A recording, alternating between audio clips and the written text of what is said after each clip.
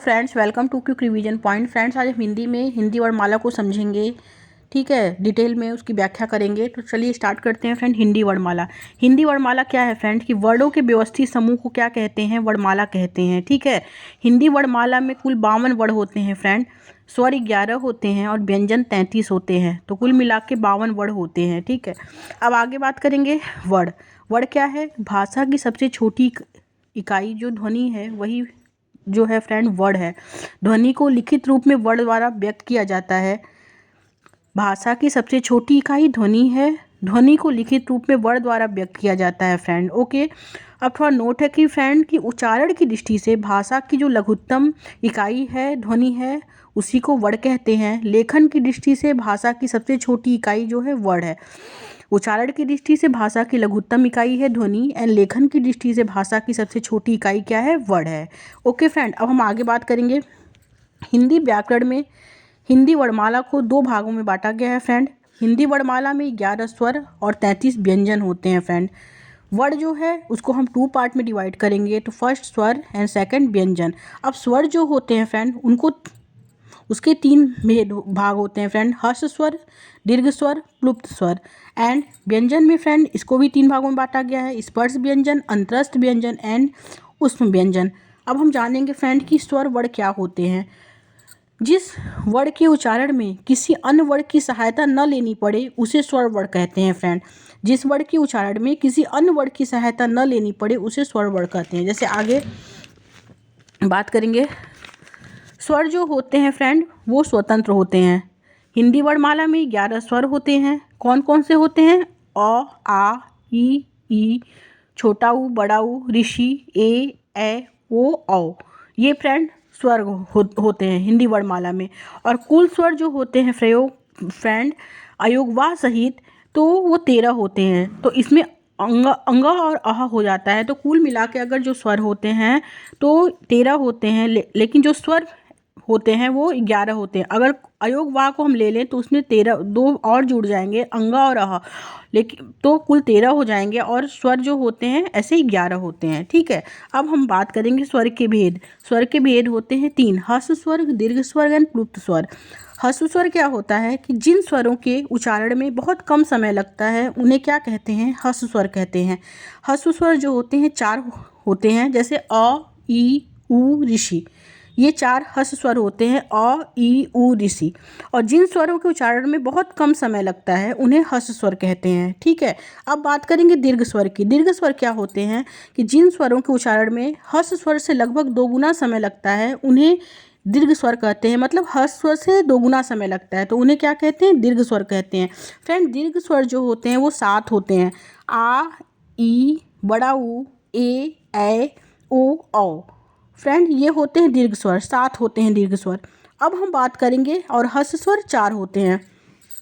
अब बात करेंगे प्लुत स्वर की। प्लुत स्वर क्या होते हैं फ्रेंड कि जिन स्वरों के उच्चारण में हर्ष स्वर से 3 गुना समय या अधिक समय लगता है फ्रेंड तो उन्हें क्या कहते हैं? प्लुत स्वर कहते हैं।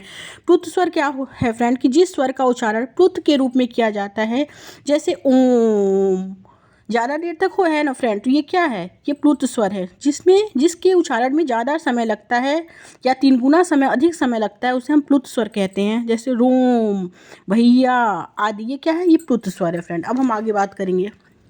अब बात करेंगे व्यंजन। व्यंजन जो होते हैं, व्यंजन के भेद में जिन वर्णों का उच्चारण स्वरों की सहायता से किया जाए फ्रेंड तथा हवा जो है कंठ से निकलकर मुंह में रुककर बाहर आए उन्हें क्या कहते हैं? व्यंजन कहते हैं। मतलब जिन वर्णों का उच्चारण स्वरों की सहायता से किया जाए तथा हवा कंठ से निकलकर मुंह में रुककर बाहर आए तो उन्हें हम व्यंजन कहते हैं, ठीक है। हिंदी में मूल व्यंजन जो होते हैं 33 होते हैं, स्वर 11 होते हैं और व्यंजन जो होते हैं 33 होते हैं। अब हम बात करेंगे व्यंजन के भेद। फ्रेंड, व्यंजन के 3 भेद होते हैं, स्पर्श व्यंजन, अंतरस्थ व्यंजन एंड उष्म व्यंजन, ठीक है। तो फर्स्ट क्या है? स्पर्श व्यंजन। स्पर्श व्यंजन क्या होता है कि जिन व्यंजनों का उच्चारण करते समय हवा कंठ, तालु, मूर्धा मतलब गला, दांत या ओठों का स्पर्श करके मुंह से बाहर आती है उसे हम स्पर्श व्यंजन कहते हैं। मतलब जिन व्यंजनों का उच्चारण करते समय हवा कंठ, तालु मतलब जीभ, मूर्धा मतलब गला, दांत या ओठ का स्पर्श करके मुंह से बाहर आती है उन्हें हम क्या कहते हैं? स्पर्श व्यंजन कहते हैं। ठीक है, स्पर्श व्यंजन कितने होते हैं? स्पर्श व्यंजन जो होते हैं 25 होते हैं फ्रेंड। क से म तक जो होते हैं वो स्पर्श व्यंजन होते हैं। स्पर्श व्यंजनों को 5 भागों में बांटा गया है। इसका ट्रिक है कच ट तप। तो फ्रेंड अब हम जानेंगे कौन कौन से इसके ट्रिक हैं। क वर्ग, च वर्ग, ट वर्ग, त वर्ग एंड प वर्ग। अब क वर्ग में फ्रेंड 5 आते हैं, जैसे क, ख, ग, घ, अंग। इनका उच्चारण स्थान फ्रेंड कंठ है, ये कंठ से निकलते हैं। जैसे क कंठ से आएगा आवाज, ख, ग, घ, अंग, ये क्या है? ये कंठ है फ्रेंड, इनका उच्चारण स्थान कंठ है क वर्ग का। अब हम बात करेंगे च वर्ग, इसमें भी 5 आते हैं, च, छ, ज, झ, इं। तो इसका उच्चारण स्थान फ्रेंड तालु है। तालु है तो जैसे ये जीभ के से आएगा, जैसे च, छ, ज, झ, इं। तो इसका उच्चारण स्थान क्या है? तालु है। अब है ट वर्ग। ट वर्ग जो है इसमें भी 5 आते हैं, ट, ठ, ड, ढ, अड़। इनका उच्चारण स्थान क्या है? मूर्धा है। ठीक है, अब है त वर्ग। त वर्ग में भी 5 आते हैं, त, थ, द, ध, न। इनका उच्चारण स्थान दांत है, मतलब दांत का प्रयोग होता है तब, जैसे त, थ, द, ध, न। अब है प वर्ग। प वर्ग में भी 5 आते हैं, प, फ, ब, भ, म। इनका उच्चारण स्थान क्या है? ओठ है, ओठ से होता है।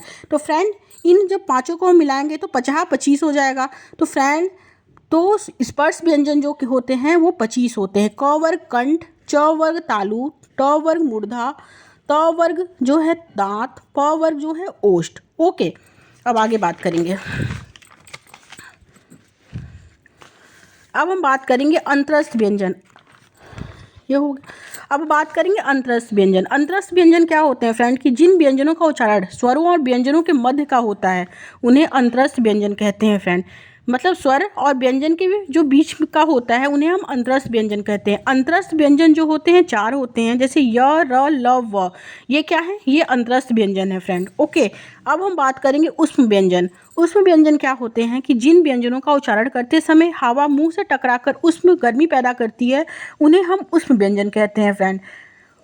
जिन व्यंजनों का उच्चारण करते समय हवा जो है मुंह में टकराकर ऊष्म गर्मी पैदा करती है उन्हें हम क्या कहते हैं? ऊष्म व्यंजन कहते हैं। ऊष्म व्यंजन जो होते हैं 4 होते हैं, बड़ा वाला श, षटकोण श, छोटा वाला श एंड ह।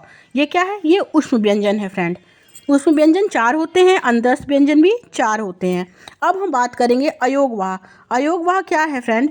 अयोगवाह और अयोगवाह के भेद हम लोग जानेंगे। अयोगवाह क्या है? अयोगवाह का अर्थ होता है अ के योग से जो अर्थ वहन करे उसे हम क्या कहते हैं? अयोगवाह कहते हैं। मतलब अ के योग से जो अर्थ वहन करे उसे अयोगवाह कहते हैं। मतलब कि जब हम कोई चीज़ बोलते हैं तो अ के योग से जब बोलते हैं तो उसके अर्थ को वहन करके वो आगे उच्चारित करते हैं। ठीक है, तो वही क्या है?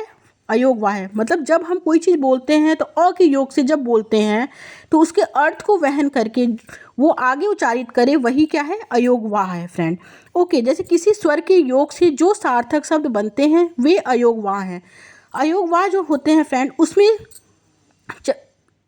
केवल बिंदु, ये दो डबल बिंदु एंड चंद्र बिंदु, ये तीनों का ये सिंबल है। तो फ्रेंड अ और अंग 2 होते हैं। अयोगवाह जो होते हैं 2 होते हैं, अंग और अह। ठीक है, जैसे अंगार, तो एक बिंदु इस पे हुआ ना, तो फ्रेंड ये क्या है? अयोगवाह है। प्रातः, इस पे डबल बिंदु हुआ तो ये क्या है? अयोगवाह है। अंधेरा, चंद्र बिंदु, ये अयोगवाह है। अब हम बात करेंगे फ्रेंड इसका मतलब बिंदु का। फर्स्ट है अनुस्वार, विसर्ग एंड अनुनासिक। इसको अब हम लोग इसको समझेंगे ये क्या होते हैं। फ्रेंड अनुस्वार जो क्या होता है? अनुस्वार में केवल बिंदु का यूज़ होता है फ्रेंड। कि अनुस्वार का चिन्ह बिंदु जो होता है केवल बिंदु होता है, जैसे हंस, कंस, अंश आदि, इस पे बिंदु एक ही है तो ये क्या है? ये अनुस्वार है। अनुस्वार का जो उच्चारण जो है फ्रेंड नाक से किया जाता है। ठीक है, अब हम बात करेंगे विसर्ग। विसर्ग में डबल बिंदु होता है फ्रेंड, अंग वाला। जैसे विसर्ग का चिन्ह डबल बिंदु है, जैसे प्रातः में डबल बिंदु लगा, नमः में डबल बिंदु है, अंतः में डबल बिंदु है, करण, ये क्या है फ्रेंड? ये है विसर्ग। ठीक है, अब हम बात करेंगे अनुनासिक। अनुनासिक में चंद्र बिंदु होता है फ्रेंड। ठीक है, मतलब अनुनासिक का जो चिन्ह होता है चंद्र बिंदु होता है, इसे चंद्र बिंदु कहते हैं। जैसे आँख, गाँव, सांप, आदि। इसमें क्या है, चंद्र बिंदु है, तो ये क्या है, अनुनासिक है।